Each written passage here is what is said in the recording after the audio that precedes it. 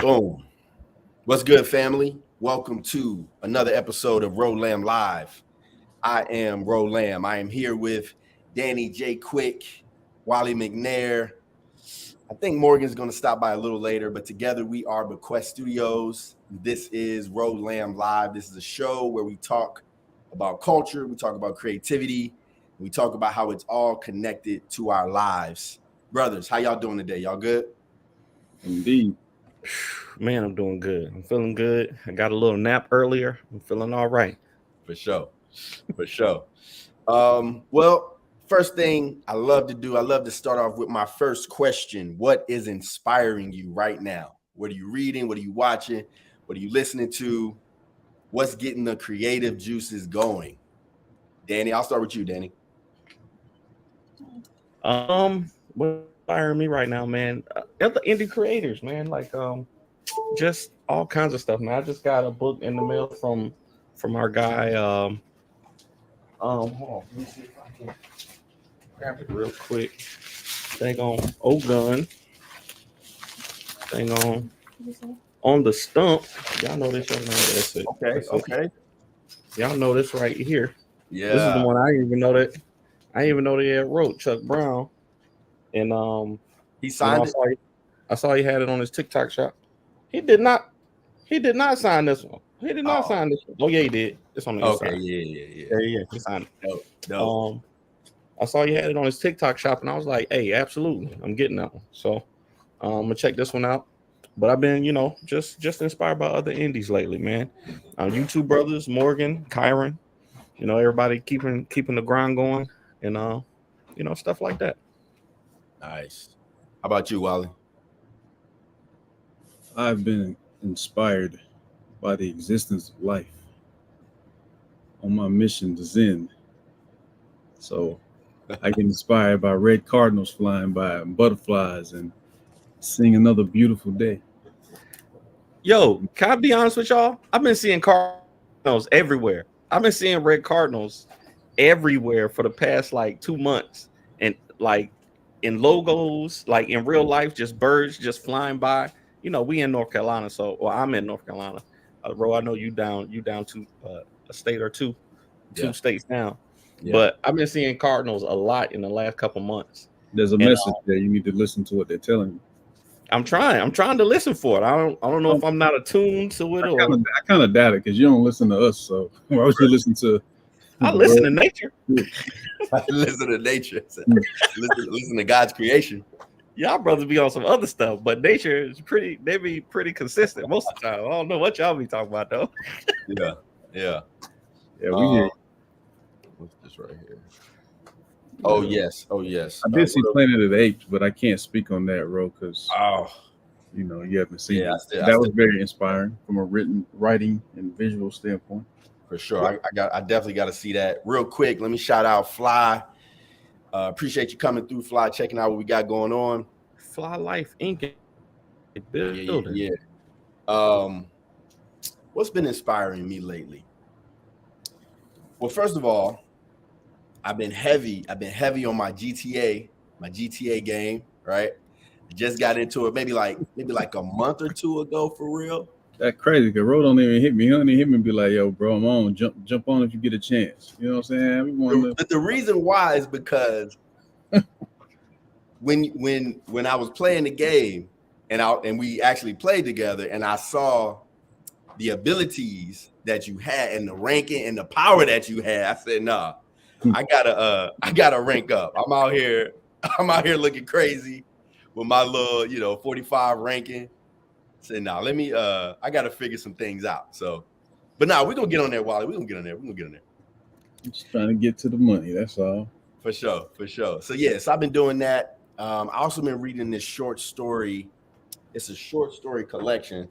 It's called Your Utopia. Is that backwards? It's called Your Utopia by Bora Chung. And this has been really, really good. It's it's got some interesting stories, some weird stories, like one of the stories told from the perspective of an elevator. Another story is told from the perspective of a self-driven car. It's just sort of weird, sci-fi stories. and it's been really cool to sort of dig into that. It's, you know, literary type stories, and so I think those are the two things that I've been on the last couple of weeks, I would say. So That's kind of dope. I mean, I'm not sure if is a woman writer or a male writer. yeah, she's a woman, and she's from China, maybe. Well, yeah, that I don't know if she's writing from that perspective, but it immediately makes me think about Nas's "I Gave You Power" song. Yeah, He wrote from the gun's perspective. yeah. Nas got a couple concept tracks that's dope. Like he got what's the one where he raps backwards. I think it was called Rewind. It's called Rewind. Yep. That's crazy. He got a couple of those joints. But yeah. So today we're going to talk about Wolly's project, which is called Elton, and it's a comic book project. The first issue is going to be on Kickstarter May 23rd. We're going to come back and we're going to talk more in depth about that. But the first couple of questions that I had is about home and what home means to us, right? Because Elton is set in or based on Wolly's hometown of Lumberton. And so I thought it would be cool to just sort of talk about where we came from. You know what I'm saying? And so my first question for both of you, and we can start with Wolly on this one. What's your first memory of you being creative and you saying like you actually realizing like, yo, like I actually love doing this. You know what I'm saying? I don't know when it was like I love doing this. I know some moments where it was like, oh, other people think this is cool too. Which the biggest one for me was when my 5th grade teacher started coming and talking to me about what I was writing and sketching in my journals and saying that I should share it. Yeah. And when I wouldn't share it, she started trying to find ways to loop me into having to share it. Right. And when I saw people react to it like they were getting something from it, it wasn't so much like oh, look, they love what I'm doing thing. It was just like oh, this actually may help somebody else too. Yeah. You know what I mean? So it was like that made it like, oh, this is pretty cool to be able to create something that somebody else can get something out of. That was just helping me to be in a certain state of mind. You know what I mean? So I remember that very vividly. Mm-hmm. That was cool. Yeah. How about you, Danny? Man, I was just thinking about it as well. I think the first time way back, I can't even tell how old I was. I was so young, but one of my older cousins in church was playing the MacGyver theme song on the keyboard. I remember vividly it being the MacGyver theme song because that was one of my favorite shows at the time. Wait. You said you was at church and they started playing the MacGyver. Was at church. Yeah. Okay. We was at church and he was playing the MacGyver theme song. So he was playing it, and I remember like being like my mind being blown that a person could play like what I was hearing on the TV. So like I got on there and just started messing around I just started, you know, as a kid, you don't know what's going on the piano or the keyboard when you're playing. So I'm just hitting notes and stuff starts to sounding good to me. It probably didn't sound good to nobody else, but to me it sounded good. So, you know, just the excitement of, you know, the response of me pressing a key and the notes coming together, you know what I'm saying? Mm-hmm. And then, you know, so that's probably like the first time I got really excited about creating, about, you know, making something was music, you know, and, you know, that's the earliest like creative memory I can think of. Yeah. What has it been like specifically in your hometown or as you were coming up? What was it like to build your community of other creators or other people around you who wanted to do the same thing? Did you have those people? Were they hard to find? Like, what was that like? Go ahead, Danny.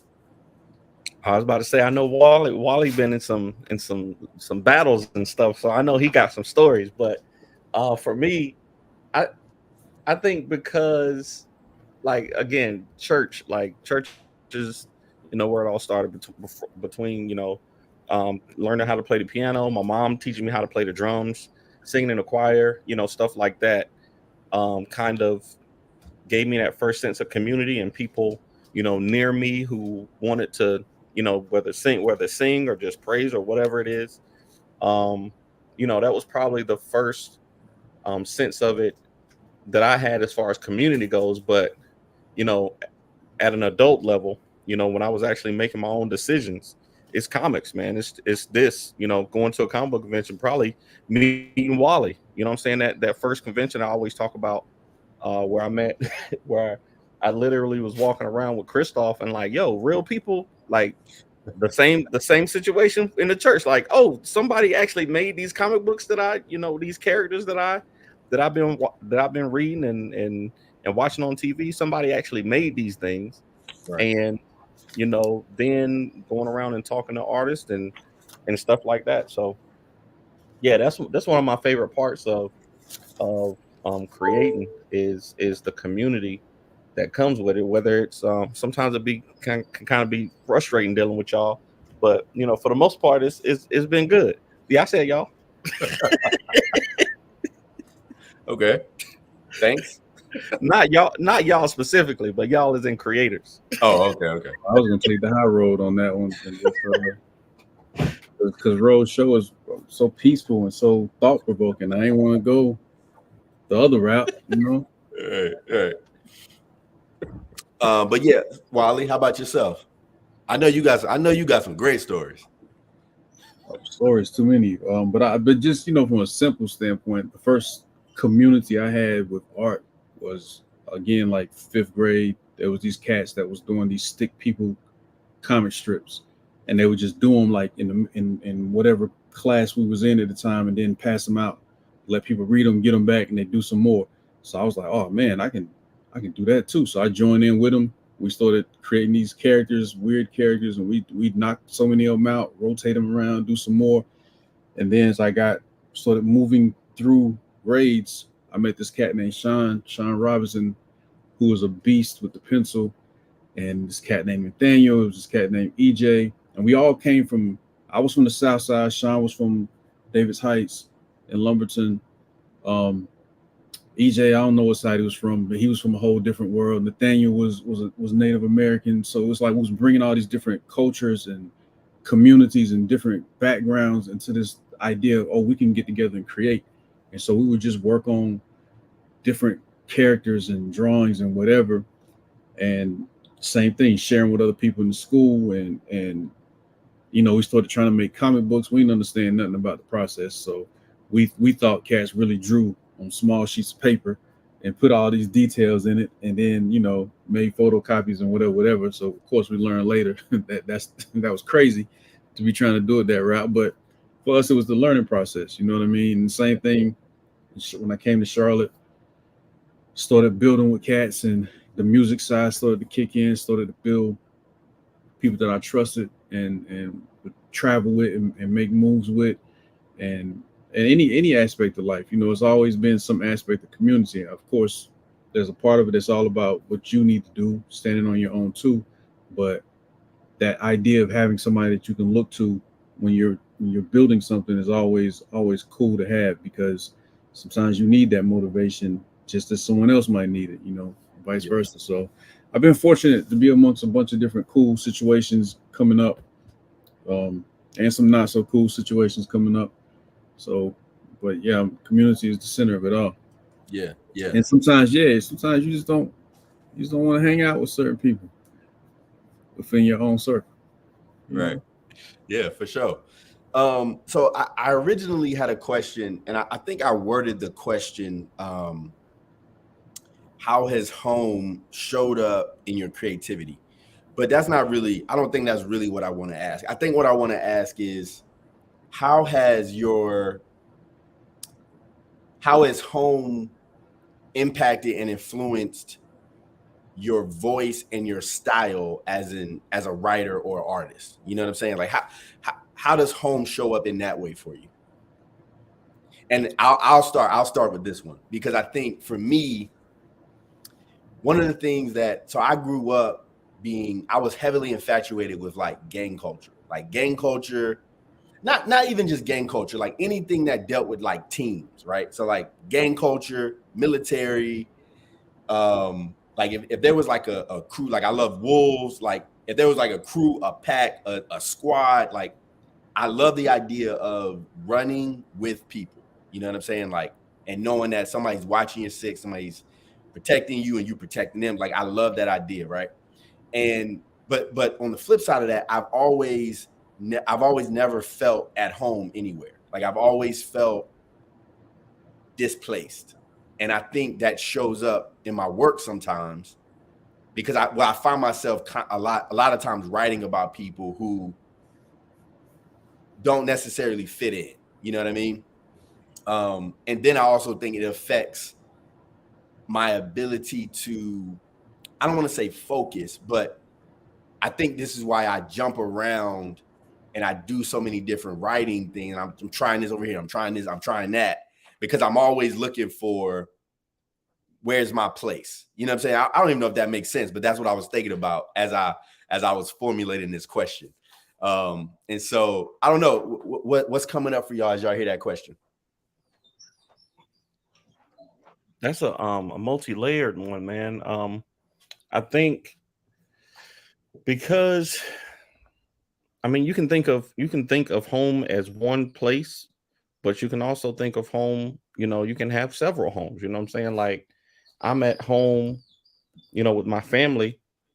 I'm at home, with my community. I'm at home, with the military at times, you know what I'm saying? And all of those places have informed my creative process. So I don't think it's kind of like what you said. You might have several different perspectives. You might have several different, I don't know, man. Like you might have several things that you call home. So you might be looking to answer different questions depending on which life experiences you're pulling from. So like for me, my time with the military really shapes the stuff that I do with Ace Blade. Even though it's not a military story, because when I was with the military, I saw things from a different perspective. I went over to Iraq and I was like, these people are not the bad guys. The people that I'm looking at, the people that I'm out here in community with, are not the bad guys to me. They're not evil people, and the people in the community, in their communities, that are trying to hurt people are actually the bad guys. So, it shifted my perspective. So now that informs what I do with Ace Blade. And then, the stuff that I do here in my home with my family, and the things that I believe and that I want to tell people about from this perspective, the, loyalty, honor, duty, that kind of stuff, is also informed in the story. So that probably did not answer the question, but yeah. I think it was great. What you thinking, Wally? I mean, yeah, a lot of what both of y'all said. Me, I was always amongst a lot of people, but a lot of times still internal, and a lot of environments where no matter how many people was around me and how much I trusted the scenario I was in, I still felt very much alone in certain ways. But the other side of it is, where I'm from has always been important, because it meant something, and you had to stand on certain things. You had to stand on certain principles and carry yourself a certain way to be respected. Not even, you have to be the toughest guy, you have to be none of that. It just was, if you are who you say you are, or at least striving to be that, a lot of times that'll get you further than whatever else. So when it comes to my creativity, that's always been one of the base foundations of being true to myself and being true to where I'm from. I remember with music, a cat. I was raised between Lumberton and Charlotte, North Carolina, back and forth for years. And I remember this cat telling me, "Oh, you can't." When I was working on music heavy, you can't tell people you're from the Carolinas because Carolinas ain't respected. And I'm like, well, how do we get respected if we don't do something to put ourselves in that position? Right. I can't. I to me that was some sucker stuff. You know what I'm saying? Like I'm a high. I mean, you can do whatever you want to do, but for me, it was like I'm proud of who I am. I'm proud of where I'm from. A big lesson for me as a kid. My great grandmother had some trash she needed taken out, and my family ain't rich financially. We're super wealthy spiritually, and our state of mind about who we are, but she had to take she didn't have the most fancy house, none of that, you know what I mean? And I would catch the bus from her house to go to school. This is probably elementary school, and she had some trash to take out, and I went to help her, but I knew certain other cats was gonna probably look at it like, and look at the conditions of their situation, because at the bus stop nobody knew who was connected to what, but my grandmother's house was the closest to the bus stop. So when I seen her struggling to take this big bag of trash out, I went over there and helped her. And at first it was a little embarrassed, but then I thought about all the things she had done and who she had been, and the fact that she had raised my mother and her sisters when her daughter passed away, jumped in and immediately took care of them. I thought about what she stood for and stood on, and it was like, man, F what these people might think about anything, because when it come down to it, this is what matters. These are the people that matter the most, and the people that held it down when I had nowhere to be, nothing, you know what I'm saying, like, and guided me. So I immediately snapped out of that state of mind, and it was like I could care less what anybody think about anything, as long as other than self, as long as I know who I am and the people that matter the most know who I am, you know what I mean? And I wanted my work to reflect that as well, and to be a voice for people who didn't have a voice, and to tell stories that didn't always get told, which is why I did Fairy Tale Nights with a young Black girl for my daughter, because at the time there wasn't a lot of options that a young Black child, especially girl, could turn to. You know what I mean? Characters based on my son, putting their names and people, so all those things were always important to me. And most importantly, I had to be able to look at myself in the mirror every day. You know what I mean? So yeah. Yeah. No, that's dope. And so with that, I think we should go ahead and segue into talking about your newest project, Wolly. I'm thinking, go ahead. Can you go ahead and give us the pitch first? You go ahead and give us the pitch, and then we'll play the video. How that sound? Yeah, I mean, in a nutshell, Elton to me is HBO's The Wire meets Netflix season 1 of Daredevil. A gritty, street-based story about somebody who decides it's worth it to sacrifice what was left in him, what good was left in him, to stop the monsters and become a monster, to stop the things that he feels like are tearing his city apart. So it's inspired by Lumberton, North Carolina. But of course, I tie aspects of Charlotte and Fayetteville and Fairmount, Roland, Laurinburg, all these other places into it, because those places are surrounding areas that impacted life for me as well. But this is an opportunity to kind of tell a story about a place that isn't talked about often, and when it is talked about, it's only from one perspective. You know what I mean? So with this book, we get to build upon the idea of what it is to, quote unquote, do the right thing, and what that really means, because everything isn't always black and white. Yeah, for sure. And right now on the screen, you're seeing the pre-launch page. So this is going to launch on May 23rd on Kickstarter. This is the pre-launch page. You can go there and you can hit I forget what it's called, but it's like you hit that button and you'll get, soon as it launches, you'll get an email and you'll know when it's coming out. The link to this is in it's in the description of this video, whether you're on Facebook or YouTube, either one. The link to it is right there. It's also scrolling down at the bottom of the video right now. So with that being said, I'm gonna go ahead and play this video.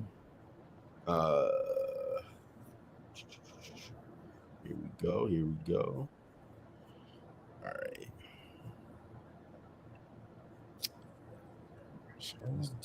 All right, you ready?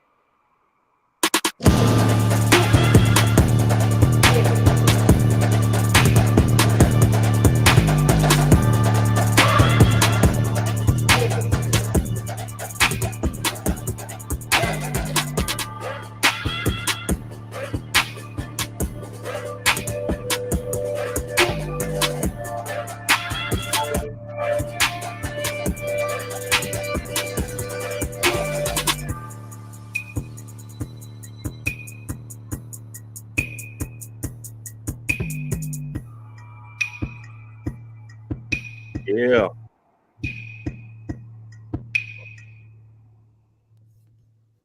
Boom. Yeah, that was dope. Yeah. Can we talk? Can you tell a little bit about what some of the I guess some of the rewards that you'll be able to get in the Kickstarter campaign? You muted. Yeah, for sure. Appreciate that. Of course, we're gonna have issue number one. This is a six issue story arc, starting here with issue one, and moving forward. But you'll be able to get issue number one. There's a few different variant covers that you can grab. There's bundles for those variants if you're a collector of variant covers. There's also a companion book that will have the entire script, the black and white art from the book, sketches and layouts. I didn't actually do the interiors on this book. We have a cat named Solomon Farias who did the interiors, but I did do some of the layouts that he used to, move forward to the final panels and everything. A cat named Sean Aline took my character designs and redesigned to get this final version of the main character, whose name is Jamal Thompson, aka Remnant. You can also get skate decks, posters, t-shirts, and of course the 3D figure that we're going to do. The statue, there'll be a 6-inch figure. There'll be a paint yourself or do it yourself version where you can keep it as the unpainted model, or you can paint it yourself and do whatever colorway you want to do. Then there'll also be the fully painted version. So you have two different options with that. There's original art for some of the early contributors to the campaign, original cover art that'll be up for grabs, and graded books. And I'm probably missing other things, bookmarks and things like that. But we've got a few different cool things in there that you can get, shout outs in the books, etc. For sure. That Wow, sounds dope. I got a question. I don't mean to hijack the interview, bro, but Wally, what is it like? Because I don't think I've talked to you about this, but this being the first book of yours that you're not illustrating, has that been different for you? Like, what has that been like for you as a person who primarily, illustrates, all of your own stuff? Has that been a challenge for you at all, or is it just like totally freeing for you not to be having to lift that load? It's been very, very wonderful to be able to have a person who wants to draw pages and who we can pay to draw pages, and they can do what they do and do it well. And if there's anything that we need to discuss, I can do some quick mocks to show them where my thoughts were or David's thoughts were. Because by the way, David Rucker is also working on this project with me as the co-writer, co-creator.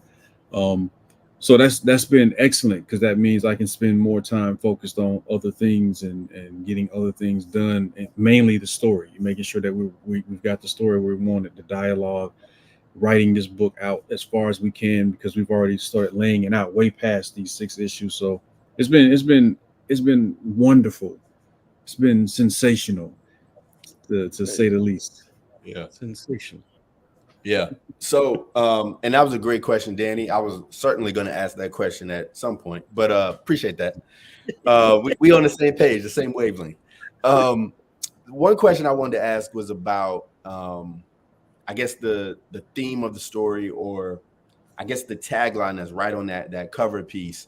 You talk about sacrifice, right? And I forget exactly how it's worded, but it's, how much you willing to sacrifice to save that which you love, right? Yeah. And so I wonder, how do you know when a sacrifice is too much? Like in your regular life, as a father, as a husband, as a man, I feel like we have to navigate these spaces of saying, okay, I'm gonna give this up to get this. I'm gonna give that up to get that. But then there are times where it's like, I can't give this up though. You know what I'm saying? How do you navigate that? I mean, for me, I don't know. It's a case by case scenario, but right off top, I don't know a time when it came to the family, the wife and kids, that I made that call that it was too much. I mean, I may have. I just can't think of a time where it was like, man, that's just too much. I often feel like maybe I ain't gave enough. You know what I'm saying? But that's probably an internal thing of trying to make sure that I'm being who I need to be for them and to them and towards them, etc. Trying to be aware of, am I doing what I need to do to the fullest of my capabilities?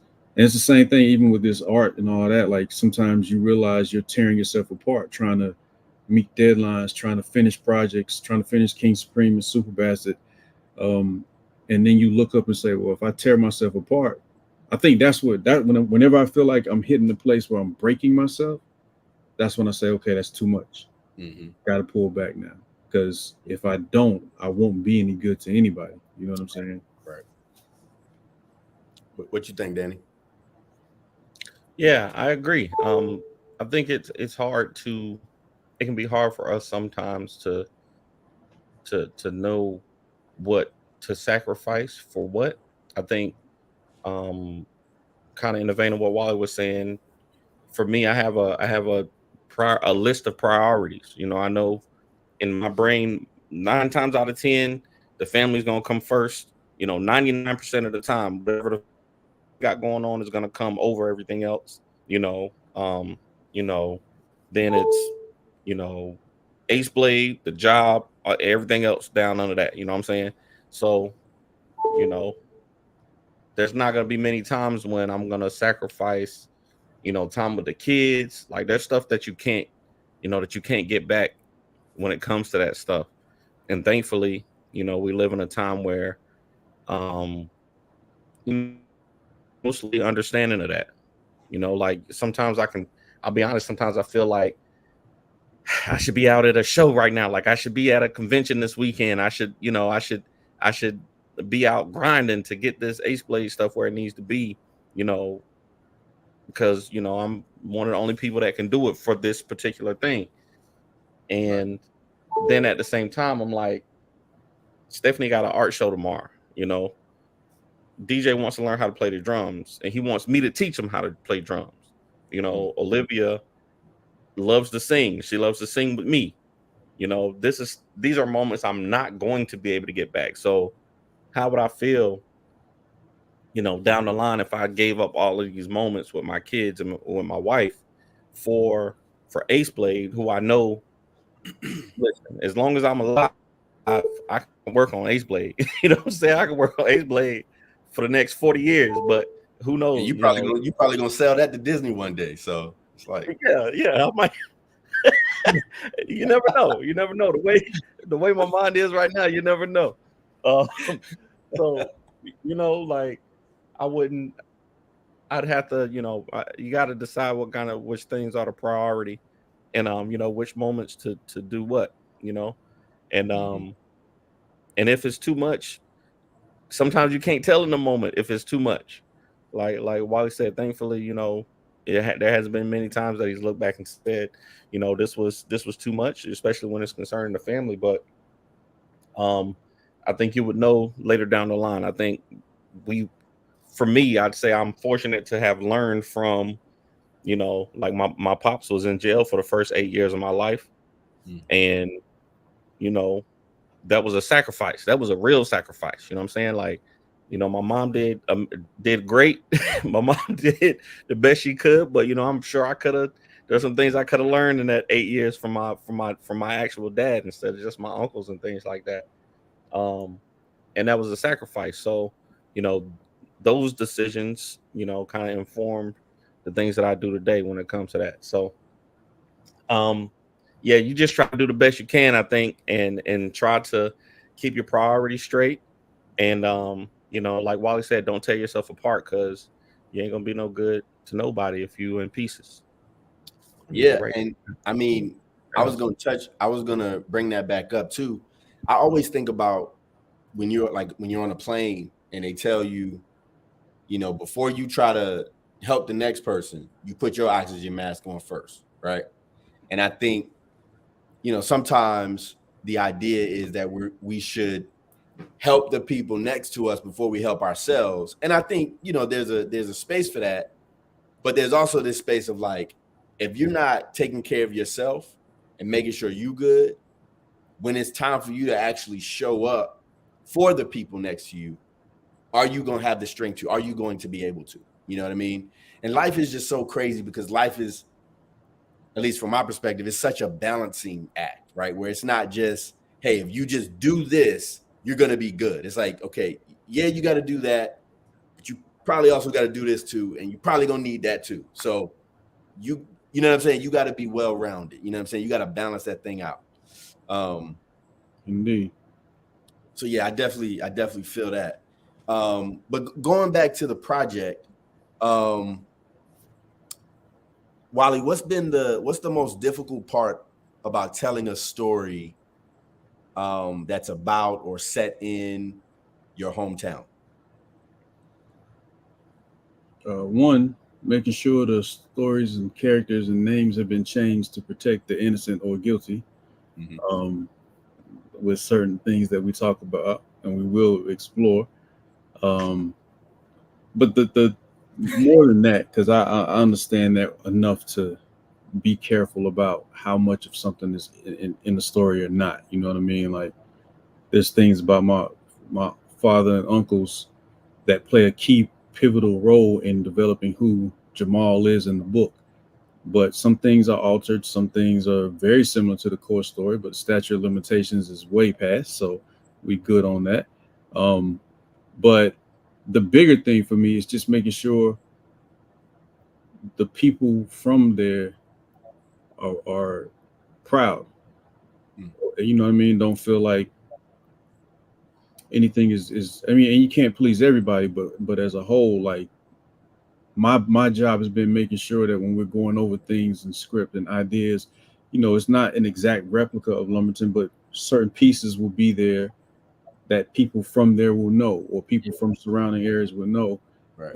But also just making sure that no one feels like there's disrespect to any aspect of what Lumberton is. There's a full picture to be painted as to what Lumberton and surrounding areas are, and what led to certain things, choices and places and reactions and yada yada yada. So that is an accurate depiction. Just like anywhere, there's rough aspects of anywhere you go, and then there's also beauty to it. There's community. There's people who stand for something and stand with each other, and so just telling all these different things enough to make people proud of the full story.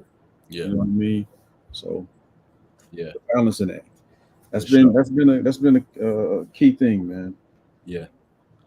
If you're just joining us, we're talking about Elton, Broken City, which is Wolly McNair's newest comic book project that will be on Kickstarter May 23rd. To piggyback off that question I just asked you, Wally,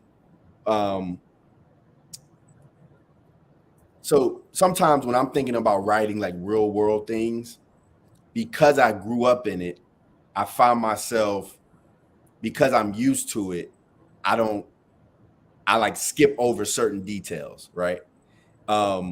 did you find that at all? How did you and if you did find that, how did you overcome some of those missing details? Did you have to research? You talk to people? Like, what was your process for making sure that you had those details the way you wanted them to be? Well, I mean, shout out to David Rucker. Is he from there too? Nah, he's not. Okay. So that's the cool thing about our dynamic. Him not being from there, he'll go and do research about different things from an outside perspective, right? Right. And he'll bring certain things to me and say, hey, I just read this or saw that. How do you feel about incorporating this to some degree? And then I'll have, my own memories or conversations with family, friends, and bring those things to the table, and we'll kind of lay everything out that we have and say, okay, what's the moving parts? What's the missing parts? Let's get this laid out and then come back and figure out where something is missing or where we can put something in, and when you're thinking about certain aspects of real life, for me, you get overwhelmed with things you'd like to get in there. Yeah. And then pause. And then it's like, well, do we need this? Is this too much? Do we need this now? You know what I mean? And I want to pay respect to that. And this would be a cool little Easter egg to throw in there. And I'm sure that happens with any type of story, really, when you start just thinking about it from a wider scope. But we just start putting it all together and mapping it out. David will do a run on the script after our conversation, shoot it back. I'll go in and make edits, suggestions. We'll sit back down and talk for a few hours, make changes again. I might come up with something, shoot it to him like, hey man, we should do this when we got to that part. Let's change that. And then we'll come back and get it kind of formulated and tear it back down again. You know what I'm saying? Like, just to try to make sure everything is flowing properly and feeling like it is what it needs to be. You know what I mean? Yeah. When I'm working by myself, I don't do any of that. Danny will tell you I'm probably the most difficult person to work with when I'm doing it all on my time, because I don't share anything. And when I do share it, it's because I've already decided that this is where it's going to be, and it's too late for you to stop me now. You know what I mean? Yeah, but it's crazy because when I do stuff like that, people be like, "That's wild, that's crazy." But hey, but shout out to David Rucker, man. That's my guy. David Rucker, one of the coolest, dopest, most wonderful people in the world, man. Shout out to you must be watching, because normally you say just say, yeah. My brother in arms, Marine. I know he's been going through some things, so shout out to him. And we worked together on his book, the Decimation Earth book. I lettered that book for him. He's solid to work with. So aside from all the flack I give him, through text and jabs and stuff, I love that young man. He's a good dude. So yeah. Shout out to him. My finger is hovering over the end button in case this gets crazy. I'm like, what's he gonna say next? What's he gonna see next? Yeah, and I wanted to stress, like, that's another good part of it. Like, so I bring certain things to the table with this story, and David brings certain things. There's a military aspect. Him being a Marine, former Marine, there's things that he wanted to talk about with PTSD, and things I wanted to talk about with that same subject from the street perspective, from a poverty perspective, from a just maneuvering life perspective. You know what I mean? So merging those different stories and elements, you know what I mean, to tell the story of that we feel like is important to tell. So yeah, there's a lot of things in this book, and that's why I look at The Wire so heavy, because the layers of how The Wire was written and how they evolved characters, evolved the city. The city was very much a character in that show, you know what I'm saying? And so it's staying true to Baltimore as best as possible. So it's the same thing with Elton, staying true to it. You know what I mean? Mm-hmm, mm-hmm. So let me ask you this, Danny. Telling a story that is, because Ace Blade, right, is set in Vegas. Ace Blade set in Vegas. Ballad of Black Rose, is that set on Earth, or is it set in a secondary world? It's Earth. It's Earth. Just okay. In the distant past. Yeah. Okay. So how do you find yourself inserting your real world experience into stories that are fantasy or superhero, or that may seem so far removed from your real life? Man, I think it's all about themes, man. I have a as a writer, one of my favorite things to do is to, to put themes in conflict, right? So um when it comes to it's a Ace Blade is a superhero story, but the themes are, you know, people, the love of money versus the love of people, right? Mm. The love of community versus the love of money, right? The people in the Ace Blade story, the villains are people who love money more than people, and the people who are seen as the heroes are the people who, love their community more than money. So basing it, putting it in Vegas City, a place where people go to gamble and maybe more willing to risk, to risk, things for money, you know, even though there's a superhero element that's fantastical and, you know, otherworldly sometimes, people can relate to that in their own lives, right? So the themes of greed are present in normal life, and in Ballad of Black Rose, it's all about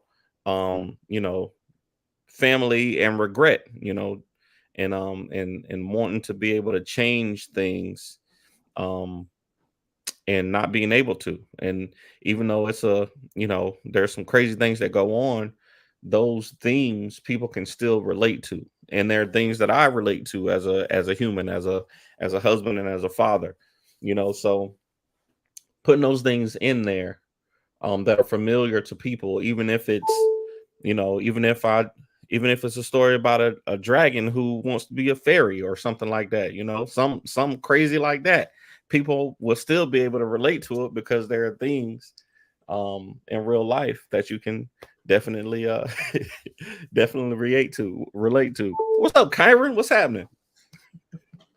What's good, my brother? He said my bean pie brothers. What's happening, brother? What's up with you? Oh man. But continue, Dan. I didn't mean to interrupt you. Go ahead. No, that was it. Just, just trying to make it relatable, I think. Because storytelling is kind of about taking those characters on a journey, and the decisions that they make and why they make those decisions. And if you can't relate to the characters who are making the decisions, you might not be able to feel, um you might not be able to connect to it as well. So, themes are always heavy in my writing. And those are the things those are the stories that I enjoy watching as well. I know I don't know, we might not have been live when we talked about this, but the Planet of the Apes movies, there's some themes in those movies. Even though the movies are about monkeys who talk and take over the world and all this stuff, like there's still themes from the from the characters that that I can relate to as a human. There are things that Caesar went through as an ape that make you think about some things in real life. So I think that's dope. And I was gonna ask you, Wally, what would you rank? What would you rank those four movies without spoiling it? Which one would you say is the best and which one is the worst? I can't rank them. You liked all of them though, or you didn't like all of them? I mean, the only thing with War was I just wished I wanted Caesar to run things a little more than he was able to. But I understood the perspective of a chance to still show him growing and realizing and blah blah blah. But I really wanted him to wreak havoc more in War. But it was still a beautiful, well done movie. So all of them are. I can't really rank them. And this new one, I wouldn't put it against them. It's paying homage and moving on to a different sector of things. So I really wouldn't want to compare it rank wise like that. Kind of be unfair because Caesar is Caesar. You know what I'm saying? What up, Kyron? Well, if you're just joining us, my man Kyron asked he said he wants to know more about Elton. And so if you're just joining us, that's what we're here for, to talk about Elton, by my man Wolly McNair. It I is don't have a picture of a cake with the word ass on it. Is that his? I was looking at that earlier, and Yeah. I was like, "Is that what I'm seeing?" And that That is what's happening on his pictures. That is what that is. Yeah. I'm not sure. I don't know why either. But I'm not sure about that. But Elton Broken City is by my man Wolly McNair. It's coming out May 23rd on Kickstarter. And David Rucker. And David Rucker. So how is that split? Y'all, you created it and y'all co-wrote it, or y'all co-created it? We co-created it. Now he'll tell a different story than me because niggas is old and I'm young, but I'm getting old, but I'm young, so I remember. But he went down to Fayetteville with me for a show, and while he was down there, he got to meet my father, my uncle, my aunt, a few other people, and so he got to see a little bit of what Lumberton, Fayetteville, and Fairmount was about. And so at some point in time, some of the stories he overheard and things like that got him to thinking. He hit me up like, "Yo, what if we did a book about Lumberton?" And I'm like, "Well, what kind of comic book we're gonna do about Lumberton? Like a story, a novel or something? Cool, but what kind of comic book we're gonna do about Lumberton?" And he's like, "Well, we have to figure it out. But I was just thinking about the stories of your father and your uncle and this and that, and seeing how they move, and like if we could figure something out that ties into that, blah blah blah." So we just started chopping it up, man. Chopped it up for a little while and started kind of.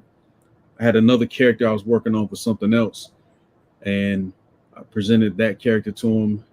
It was like, well, we tweak it a little bit. That's when we went and got Sean and had him tweak the design and make it more tactical. And then we just started piecing together, bro. So we in my mind, we just came together and co-created something that was very interesting from both dynamics of how we saw the opportunities to do it. Yeah. So like Wolly said, it's HBO's Wire meets Netflix's Daredevil. Is it specifically season 1 of Daredevil, or you? I say season 1 because it was so gritty and hard hitting, and it was before, he evolved to the suit and all that stuff. So it was like just a darker vibe to everything. So that's why I emphasize that season 1. I like that, Carmen. That's true, Carmen. That's true. Anytime you ask that question, it's probably going to be something. Yes. I was going to ask another question. And now it is. Is Danny the head of Bequest? Yes, I have, or either Danny or Ro. I don't know, whichever one feels like being that. Who asked that? I didn't see that. Yeah, I don't know. He just asked that question. I don't know. I thought it ain't in the chat. I thought Kyron had just asked that. No. Bequest got 4 heads. Pause. Bequest got 4 heads. So let me ask you this, Wolly. What are you most proud of as it relates to this project? Just being able to do something that I hope makes my people proud. You know what I mean? Yeah. That's and with this project, there's other things I hope to establish as the book grows into other things. I hope it opens up other opportunities and doors, and also inspires and is an example of what somebody from an unspoken place or often left out place can do. You know what I mean? Yeah. Okay. So that's all my questions I have. Before we get out of here, Danny, so we know Wolly's working on Elton. That's coming out May 23rd. Danny, what you got cooking up right now? What you been working on, man?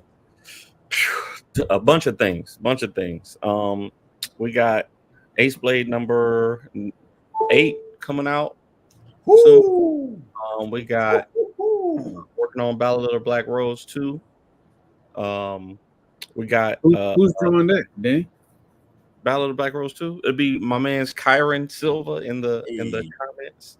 Kyron is gonna be drawing that one.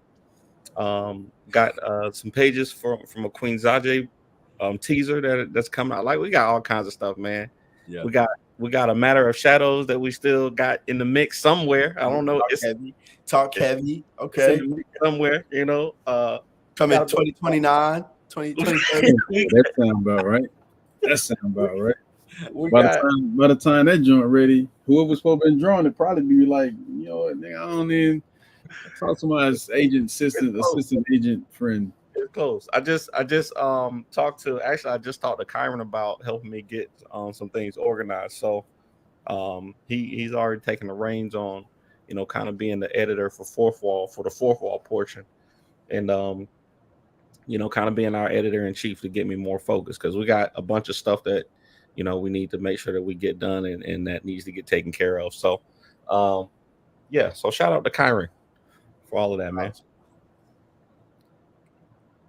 Yeah, no doubt, Karen. I want to make sure you get your props, man. We was just gonna move on like you weren't even in the chat. I never forget. Word. Wally, is there anything that you want to, any other links or anything else that you want to plug as it relates to Elton, or anything else that you want people to know about, people need to go look at, and people need to see? Man, listen. Of course, I would love for you, anyone who sees this, to support this book. Not only is it the next book up for Bequest Studios, it's a collaborative thing also with David Rucker with Decimation Studios and my own Once Emperor Studios. But this book is, I hate to use this word, the foundation for some other things that we want to do with Bequest. And so this book being successful on all levels, helps to propel other projects and other things. But more importantly than just that, man, like I just hope people understand, man, like these indie creators, most of them aren't making crazy money off of doing these books. The goal is just to make enough money to keep doing the books at the least.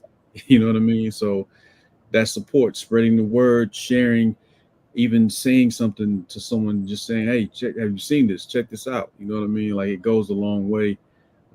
So, not just with our book with Elton or whatever else is coming from us, but when you see somebody out there making moves and pushing, if you can take a second to help spread the word, share, say something, like it definitely helps. But we definitely trying to get this book as funded as possible and beyond.